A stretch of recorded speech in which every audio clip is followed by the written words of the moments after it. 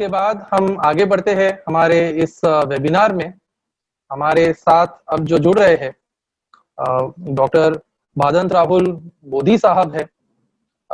ये विश्व प्रचलित बुद्धिस्ट स्कॉलर है और दुनिया भर में बहुत सारे देशों में ये धम्म दूत के रूप में गौतम बुद्ध के प्यार का और कंपैशन का मैसेज फैलाने के लिए अपनी कोशिशें दे रहे हैं, लगा रहे हैं। आपने बुद्धिस्ट स्टडीज में पीएचडी किया है मुंबई यूनिवर्सिटी से, और आपने पाली लिटरेचर में भी एमए किया हुआ है और रिलीजियस फिलोसफी में भी एमए किया हुआ है। आज हम डॉक्टर भादंत राहुल बोधी साहब से जानने की कोशिश करेंगे कि ये पूरे कोविड सिनेरियो में रिलीजन का क्या रोल हमारे सामने होना चाहिए। मैं डॉक्टर भादंत राहुल बोधी साहब से अनुग्रह करूंगा कि 10 मिनट में अपनी बात रखने की कोशिश कीजिएगा।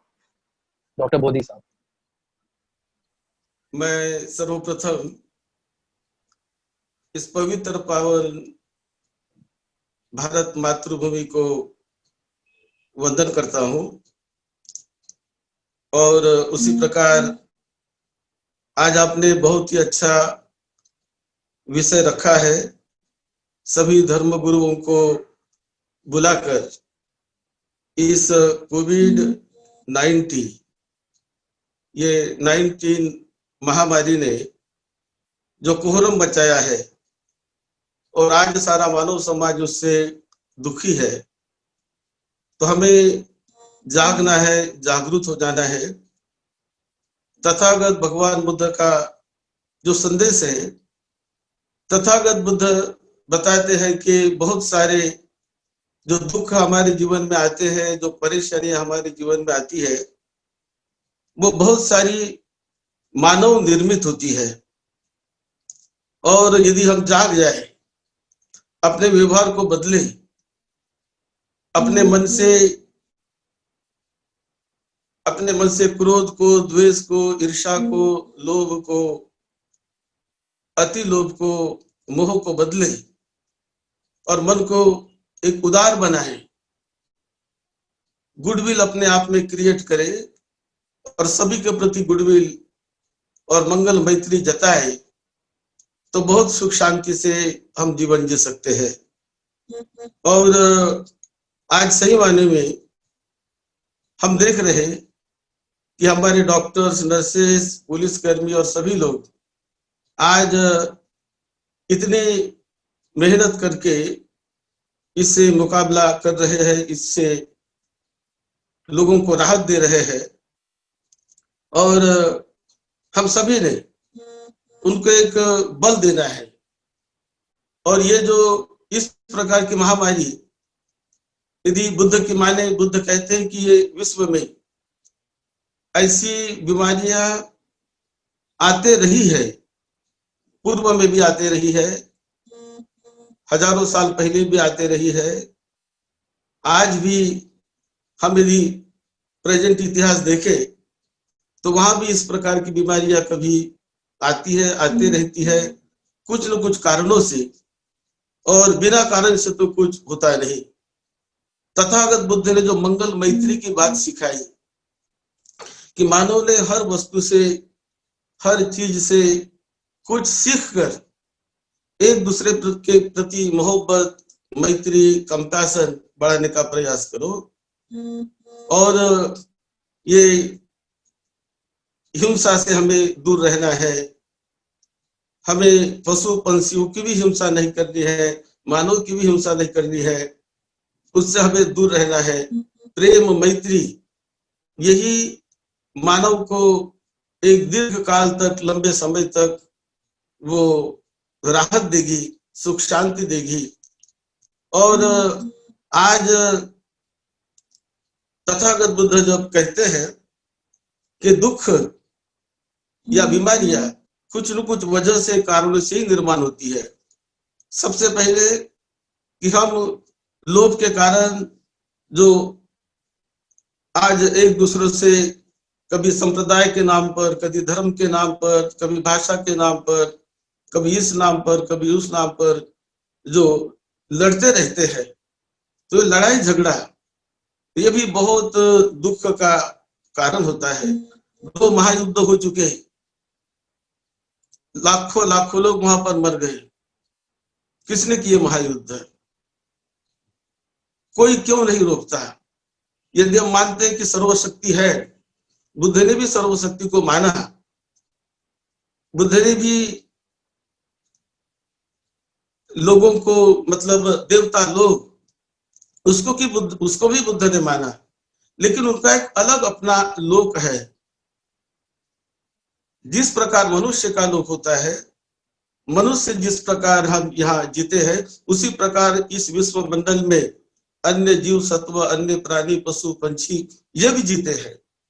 हम सभी के साथ मैत्री से रहे, करुणा, मैत्री, कंपैशन और प्रेम, मैत्री फैलाते रहे, तो शांति आएगी।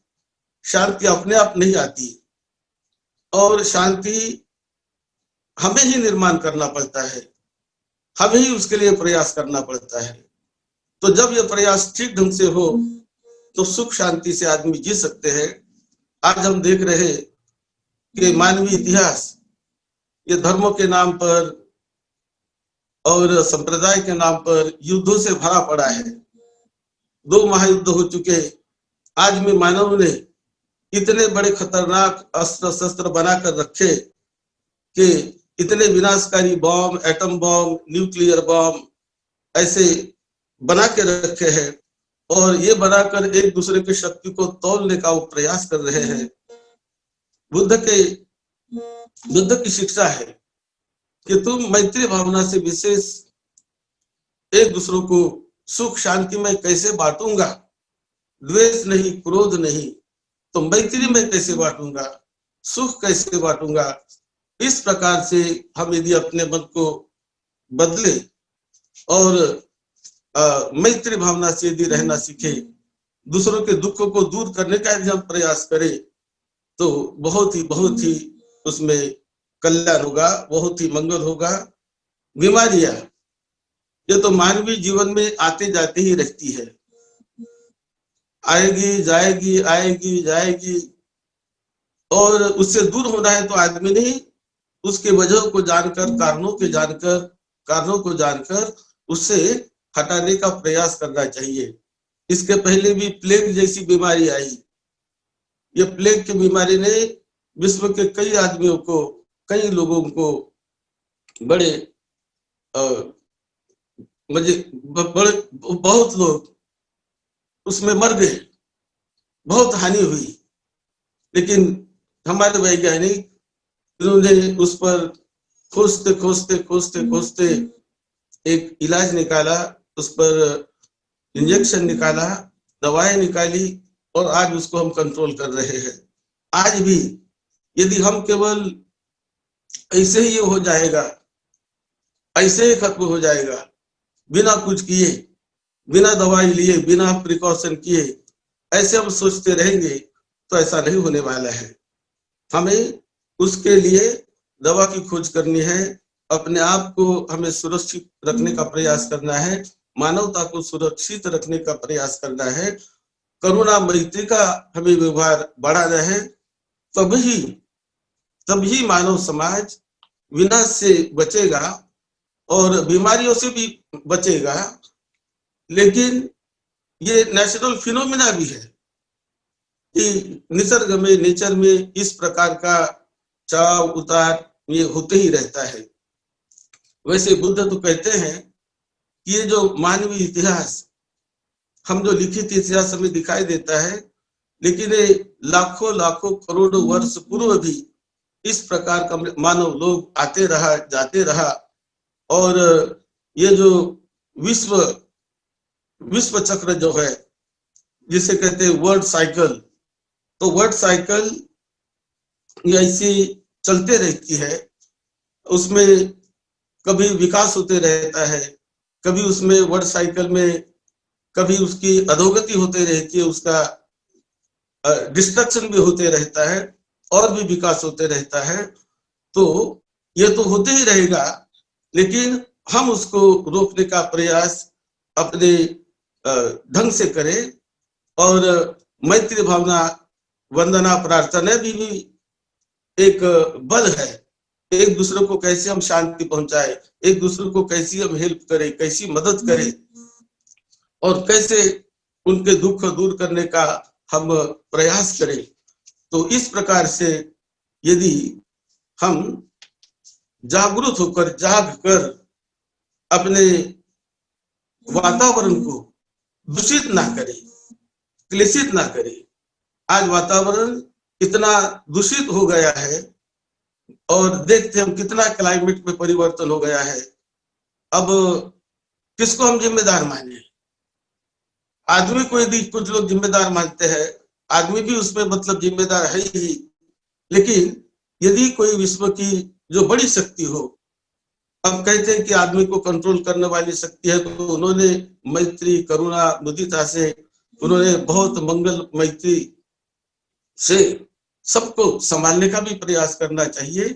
अब कभी कभी देखते हैं कि आज कैसे बच्चे बचपन से ही ऐसे डिफेक्टेड बच्चे कभी पैदा होते हैं, तो कभी कभी छोटे उम्र में ही कभी कोई कैंसर से बीमार हो जाते हैं, कभी छोटे उम्र में ही किसी की मृत्यु हो जाती है, किसी की युवा अवस्था में मृत्यु हो जाती है। क्यों ऐसा होता है? मृत्यु देने वाला कोई मतलब ऐसा क्यों इस प्रकार का होता है? तो ये यदि देखा जाए तो ये जो फिनोमेना जो है, जहां जन्म हुआ वहां तो मृत्यु आएगी, वहां तो हमें जितना हम रोकने का प्रयास कर सके, जितना अच्छे रास्ते से हम चलने का प्रयास कर सके, वो करते रहे। और सबसे बड़ी बात, इस धरती पर यदि हमें शांति रखनी है, निभानी है, तो वो शांति अपने आप नहीं आने वाली। वो शांति हमारे हृदय से, हमारे मन से आती है। एक दूसरे को हमें सपोर्ट करना चाहिए, एक दूसरे के प्रति वैर भाव नहीं रखना चाहिए और मंगल मैत्री सभी के प्रति, केवल आदमी के प्रति नहीं, इंसान के ही प्रति नहीं, इंसान के प्रति तो है ही, लेकिन उसके साथ साथ हमें मंगल मैत्री, मैत्री गुडविल पशु पंछियों के प्रति, सभी जीव तत्वों के प्रति भी रखना है।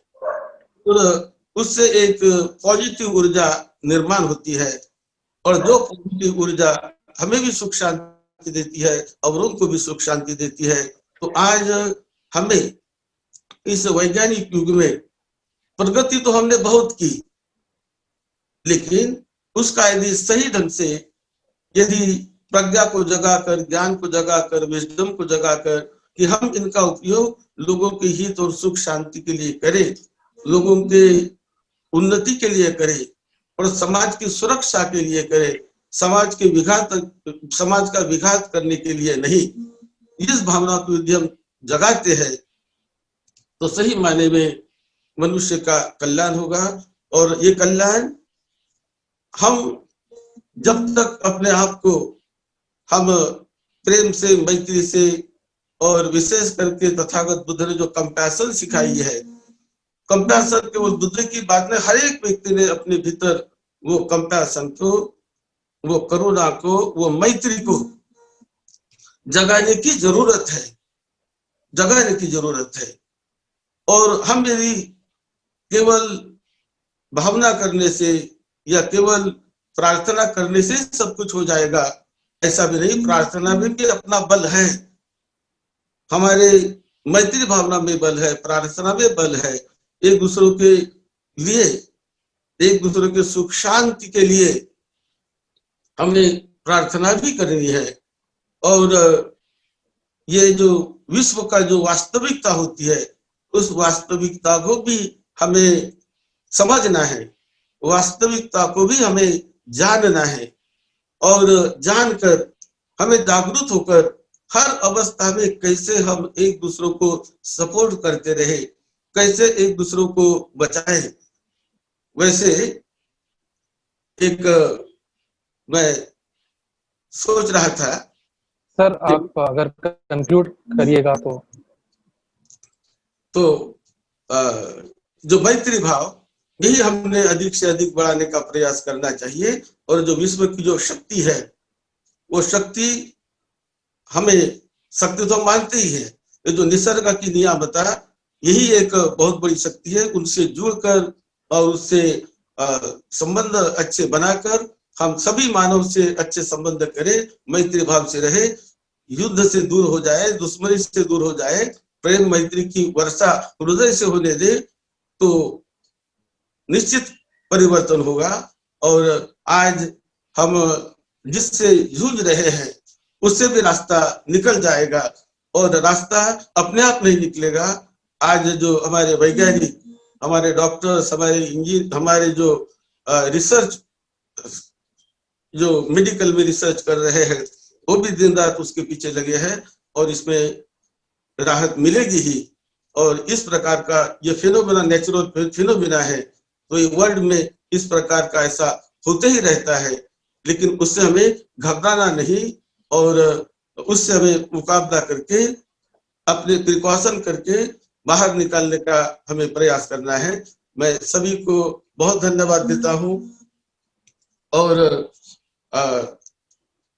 ये विश्व में सुख शांति प्रस्थापित हो जाए, हम सबके हृदय में मैत्री भाव, करुणा भाव बढ़े, एक दूसरे के प्रति प्रेम आदर बढ़े, और एक दूसरे के दुख दूर करने के लिए हम जितना अपने जीवन में प्रयास करते रहे, करने का प्रयास करें।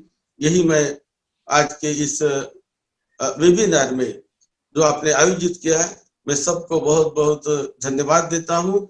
इसकी जरूरत है, हमें जागने की जरूरत है, हमें युद्ध से दूर रहने की जरूरत है। ये जो आज अस्त्र शस्त्र बने हैं, ये कब उभरेंगे और कब एक दूसरों पर ये एक दूसरों पर घात करेंगे, तो इसके लिए भी हम मैत्री से, प्रेम से रहने का प्रयास करें, अपने आप को संभालने का प्रयास करें, तब ही इस विश्व को हम सुख शांति से रख सकते हैं। जैसे हिटलर ने कितना बड़ा विनाश किया, लेकिन कोई उसको हटाने के लिए नहीं आया। तो इस प्रकार के ऐसे उस उदाहरण से, ऐतिहासिक उदाहरण से हमें सीखना है, और हमें उस रास्ते से, मैत्री के, प्रेम के रास्ते से जाना है। मैं सबको धन्यवाद देता हूँ। आप सबको मंगल मैत्री मिले, और हम सब इस नेचुरल बात को समझकर, निसर्ग के साथ जुड़कर हम एक दूसरे के सुख शांति के लिए प्रयास करते रहे। यही मंगल मैत्री और यही मंगल कामना हम सभी के लिए करते रहे। आप सबका मंगल हो, सबका मंगल हो। सबको बहुत बहुत धन्यवाद। सबका मंगल।